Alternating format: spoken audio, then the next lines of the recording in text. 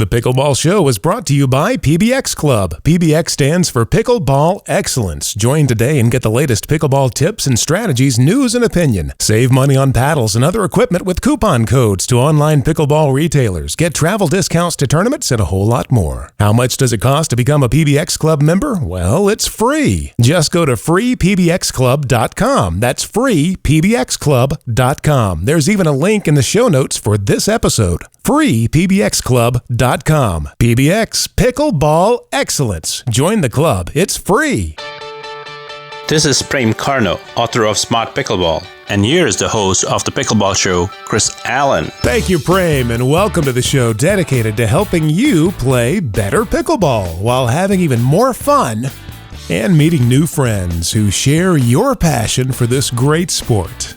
My name is Chris Allen. I'm your host, joining you today from Asheville, North Carolina, and let's walk on over and see whose paddles are in the fence today. Joining us from the Villages, Florida, it is one of pickleball's top players and also one of pickleball's top coaches, all rolled into one, Deb Harrison. Deb, welcome back, and thank you for making time for us today on the Pickleball Show. Chris, I thank you very much for having me. Now, you have a provocative title for today's show, and that is The Real Secret Behind the Third Shot. And we'll get to that. Before you reveal it, is this something you've been working on for a while, or is it something that just came to you in kind of a flash, like an aha moment? Well, more like an aha. Okay. You're out there playing and... No, I wasn't out there playing. I was watching YouTube videos. Okay. And I was watching some of the 5-0 tournament players playing in it might have been the TOC or maybe the USAPA Nationals. Mm-hmm. But I was saying, how do these players do a third shot drop? And by the time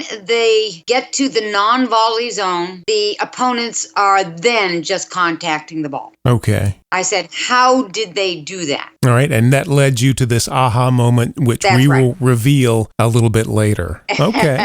Sounds good. Now, before we talk about that, I wanted to talk about a couple of other things with you. And one of them is that you're so unique in that you are a top player and a top coach simultaneously. A lot of times in a lot of sports, you'll see somebody that maybe they were a champion player and then they became a coach later on.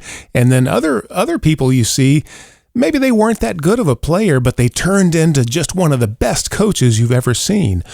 But you're both of those things, and I was wondering how that affects your ability to coach, and then how that affects your ability to play, being sort of the total package as a champion. You can win championships, and you can coach people to win championships at the same time. It's a good question, Chris. I've been asked, when you are teaching and coaching as much as you do, meaning me, doesn't it negatively affect your game because you're always putting the ball where your players can learn to execute properly? Mm-hmm. And I said to that person who was asking, no, it does not. But it does sometimes. Let me just clarify that. I think muscle memory is repeat action again and again and again. Mm-hmm. And if you have good paddle control and you can put the ball where you want in a non-stressful situation, you can learn to do that in a game situation as well. So teaching involves a lot of paddle control and feeding, which means that you have to put the ball where you want to, where the player, your student, can hit it successfully. So I do a lot of feeding. Mm-hmm. So in a game, I have to change my mindset and say, I am no longer feeding. I need to put it where they're not.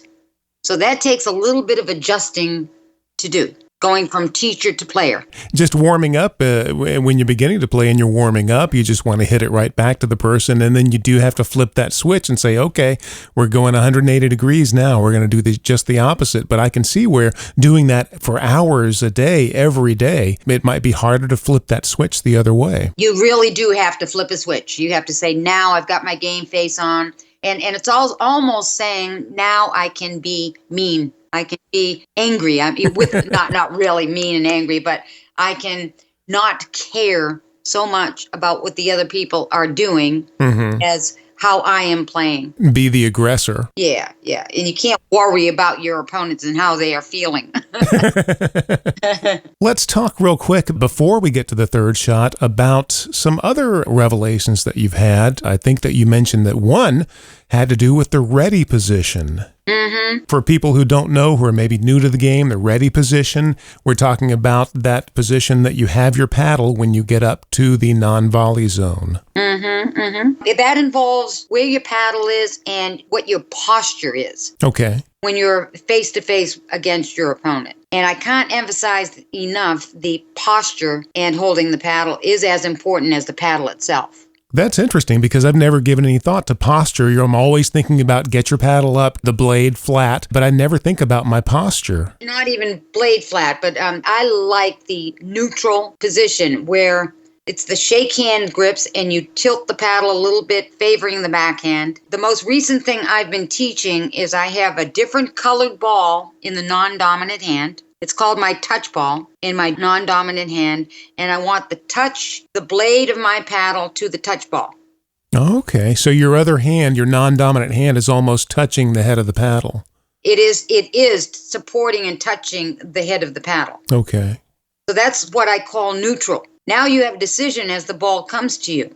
Do you want to play it as a backhand or do you want to play it as a forehand? And if you play it as a backhand, you go from that position to closer to your chest so you can form a wall to the ball. Okay. You bring the paddle back closer to your chest so you have room to go forward if you need to. And if you're going to go to a forehand, you have to make the wall to the ball by opening the blade of your paddle. And here's the tricky point about the forehand.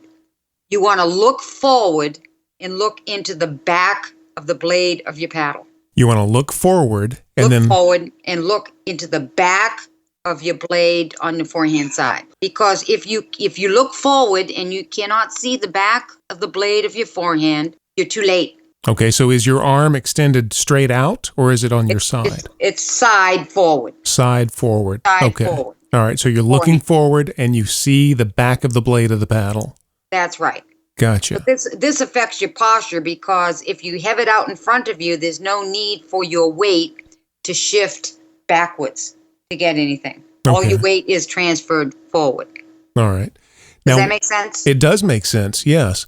Now, what exactly in the ready position, what is the optimum posture? Brian Staub calls it the compressed position. Right. Yeah, I've seen a video where he does that. His knees are slightly bent, kind of a basketball technique. Slightly flexed forward, weight more on the balls of your feet than on your heels of your feet so that your weight is shifted forward. Everything's compressed forward. Mm-hmm. Nothing is back, so you're not standing upright. Right. You're compressed forward. Then from that, you do a little drill called trajectory volleys, where you just touch, hit, touch, hit, touch, hit. The touch being you connect with that touch ball. Okay. After you hit, you come back and touch, touch, touch. So that you always come back to what I call neutral. Mm-hmm. And then you decide whether you're going to go forehand, backhand, low, high, up, wherever the ball might be. But it's always starting from that neutral. That's right. And the core of you, meaning your head, your shoulders, and your body are relatively stable. There's not a lot of movement. Mm-hmm. The core of your body. Okay. So the body core stays still in a compressed situation, and it's just you forward to the ball. More forward on the forehand than the backhand.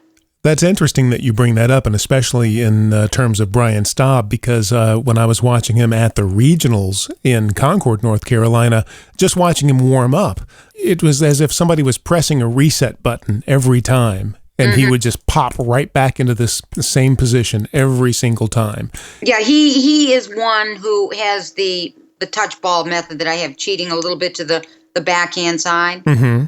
Bill Bagley is different in that he has more of a locked in backhand. He favors more of the Mo, I guess Coach Mo teaches, have the blade flat across the front of the body on the backhand. Tim Nelson, if you've ever seen Tim play, holds it in a shake hands grip and lower, but he's young enough and quick enough to get the blade up to protect his body if it comes. Right, he can get away with it. There are a lot of ways to do it, but as long as you're ready to hit that ball when it comes at you, but there are a lot of methods of that. I find the best method to teach the ready position is the touch ball that comes back to neutral. You're not hitting a backhand or forehand, but you're at neutral. The head of your paddle is touching your non-dominant hand. Yeah, and then you have to decide whether you're going to hit it as a backhand layback or a forehand out in front. Mm-hmm.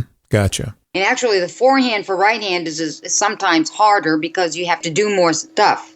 You have to open the blade, form the wall, and then think forward, whereas the backhand is right there in front of you.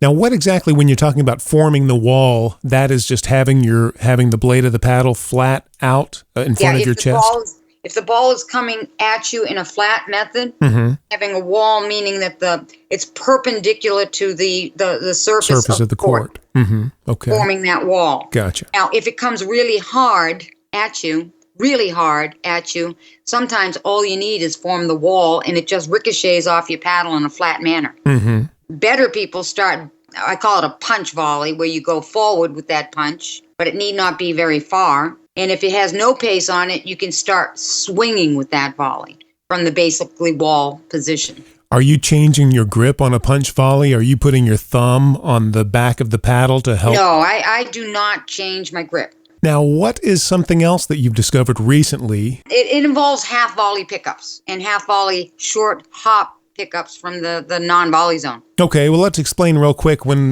we talk about a half volley, that's when you take the ball when it's just bounced, it's just come off the floor, and you take it instead of letting it reach its apex. You're not waiting for it to arc or anything like that. You're taking it as soon as it hits the floor, and boom. And the advantage to that, people say, is it can throw the other team off in terms of timing. You're getting the ball back a little quicker to them than they were expecting it. And are there other advantages besides that? The half volley is just, and Rachel Krug is the one who uses this terminology, badeep, badeep. So when you hear the badeep, the ball bounces and you hit. Mm-hmm. Bounce hit, badeep. Now the half volley, you have to choose because I'm pretty short of stature. So there's a lot of balls at my feet that I cannot reach. If I were taller, I'd be able to reach stuff. Mm-hmm. But if I'm short, I have less ability to reach. So a lot of balls are going to land at my feet. That's a given when you're dinking. And you see all the better players do the badeep. It's a short hop. Mm-hmm. You take it off the short hop and get the dink going. But how to do it? How to do the badeep. All right. Now, this is the proper way to do the half volley? Half volley pickup. And I took this from a fellow in the Villages. His name is Paul Cash. He's a retired tennis teacher. And I said, Paul, how do you do a half volley? And he says, well, he thinks ground up with the paddle. Ground up? Ground up. Okay. It's no longer badeep forward. It's ground up. Ground up to get that half volley pickup. Okay, so he wants to point his paddle at the ground and then just lift it up? Yeah. It's coming underneath the ball and coming up a little to get the ball over the net. Okay. Would you feel like you're scooping the ball? No, just little, just up and little. The little part of the blade going badeep, the little part keeps the flight of your ball on the half volley down and low. Okay. If you get bigger with that swing, it's going to go up over the net and go high. Way high, yeah. And then you don't want people smacking it at you. Exactly. It's ground up. And here's the other thing about the half volley pickup on the dinks is your head remains elevated. You do not look at the ball. You're not looking down at the ball. Do not look at the ball. All right. Just go ground up and have your eyes up. And are you flicking your wrist or are you just moving your arm? Nope. Just your arm? Just a little push. Okay. Deep, just a little push. Deep. Just a little push of the arm, little movement of the arm. Yep. And so head up, ground up, and bounce up. You've got it made. Okay. And is that just on the half volley that you don't want to look down? I think every time. Wow, really? Every time. When the ball is down low at your feet, keep your head up and think ground up. So anytime the ball's low at your feet, you keep your head up and you think ground up, ground up. Get the ball over the net. Wow. Okay. That's an interesting take because, I've heard so many people say, you look at the ball and you hit through it and you keep looking even while you're hitting, but not in this case, not in the case of a half volley. And I'm going to take that just one step further, Chris. And it's Matthew Staub does what we call is a block drop. Mm-hmm. Have you seen him do that?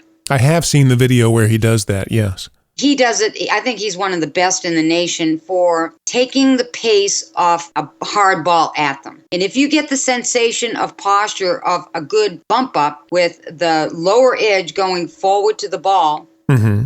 you can develop a good block drop simply by leading with that lower edge. So it's a bump up, but now you're leading with the lower edge. Okay, and you're just higher because the ball's coming probably waist high. Waist high, and it's being fired at you. Mm-hmm. And you just take the pace off and just drop it back. Yeah, you take the pace off by punching forward with a little bump up, but it's all going forward now. And that's the difference between a bump up and a block drop is your paddle going forward under the ball, but not collapsing. And he also, instead of sending it straight back, he'll change direction too while he's doing that. And he's of the style, because his dad does the same thing, of neutral position being cheating to the backhand with his non-dominant hand supporting the under rim of the blade. That's a connected. And when you're saying cheating to the backhand, you have your paddle just a little bit further over toward your non-dominant side than you normally would? It's turned slightly to the backhand side. Okay. As opposed to a forehand preferred is shake hands straight out. Mm-hmm.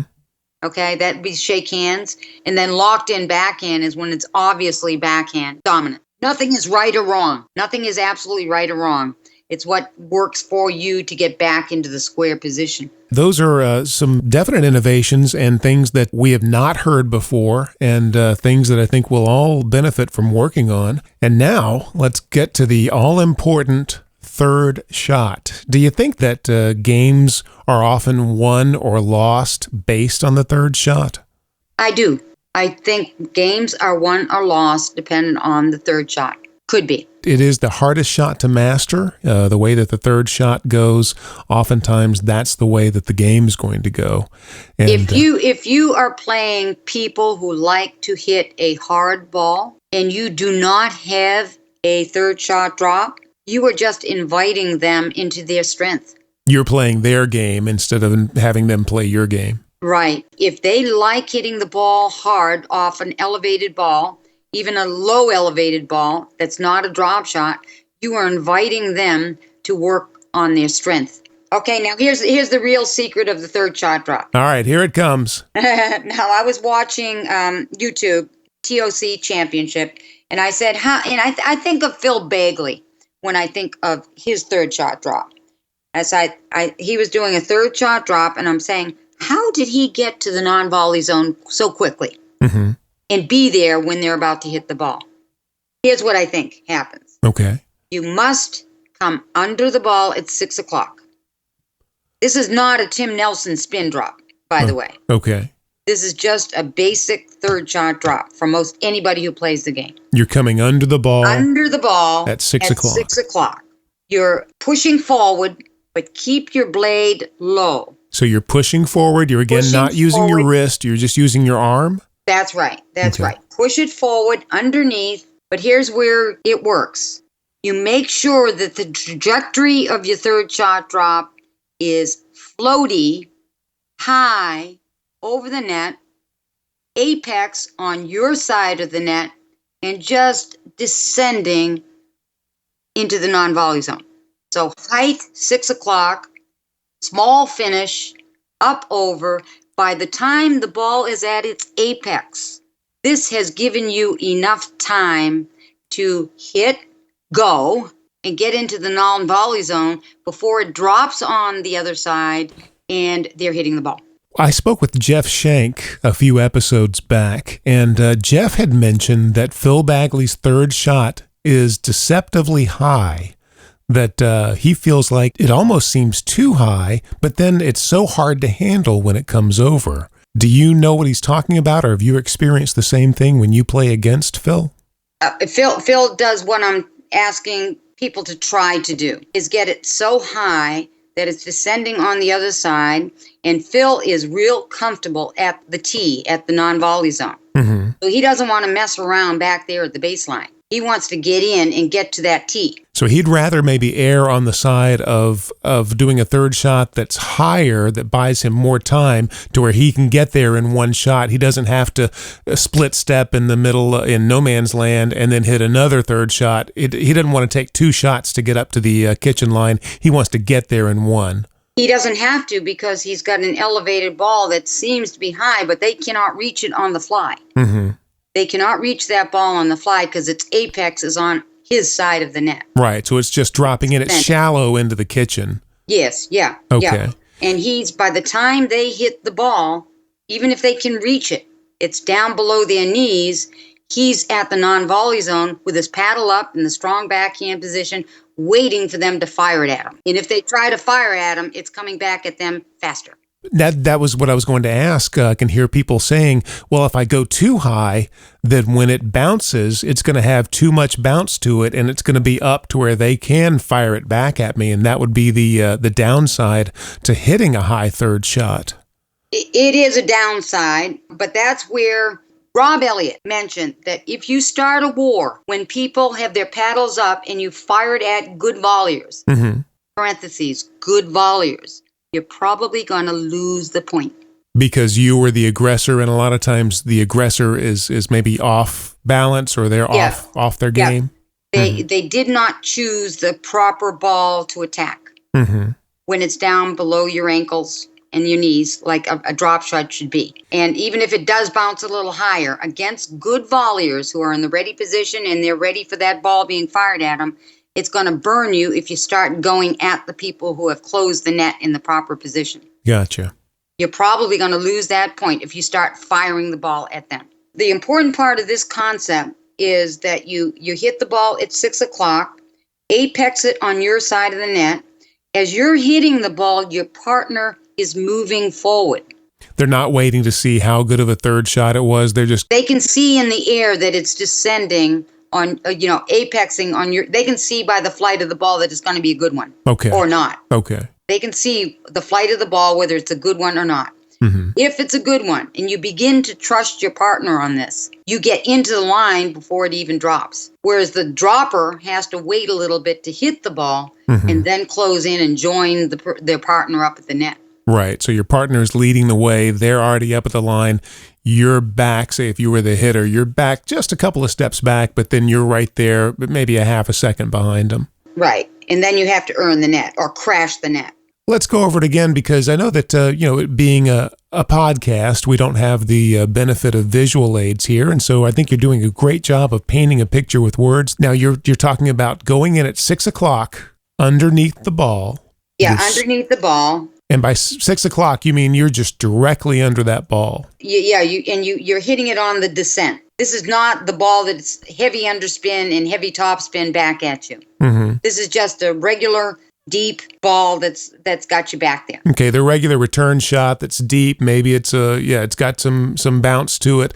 You let it bounce. It's apexed and now it's coming down off of the apex, and that's when you're going to hit it. To hit it up. So 6 o'clock up, and now you're going up and forward to get it over the net. But make sure that your apex is on your side and dropping. Start closing as the ball's in the air. What I used to do was I watch my third shot. If it's over the net and descending, that's when I used to close. Now I'm changing my closing timing to as the ball's in the air. Start your closing then. That'll get you further up to the line. You can feel when your third shot is going to be a somewhat a good one. Can't you? Oh, yeah. This is a good one. I'm going. Okay, this is a bad one. Okay, now stay back, and we'll do it on the fifth shot.